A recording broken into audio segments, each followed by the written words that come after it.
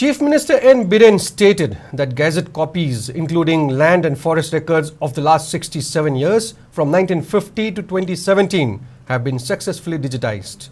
The Chief Minister made this statement at the launching function of RFID employee ID card, digitization of Gazette, induction of 4 e-vehicles, etc. at the Chief Minister's Secretariat Hall, jointly organized by General Administrative Department and NIC Manipur.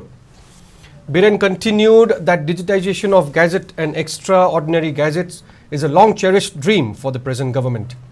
Biren also said the issue on wetland, forest, hill and revenue areas, including the present-day crisis, is due to the fabricated information. Various issues rooted following the changes that can be made in government records and failure to preserve the same. However, if those important records are digitized and preserved, there will be no chances to manipulate the records.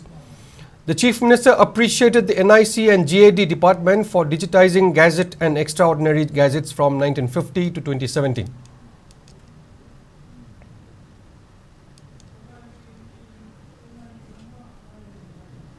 The transfer of the Mayam, the period of our before Mayam, because particularly in motor vehicles. The way I see digitization land record issue we am almost lawyer bani adu sigi ngasi gadget singi extraordinary gadget amadi gadget singi masidi very very controversial arises is sigi records the best of it, and even the whatever happening today itself shishu wrong information, wrong publication, wrong documents, forgery, duplicate, so many things adu mayam du create already, even dispute in the forest area, even dispute in the wetland area, dispute in the revenue area, dispute in the hill area.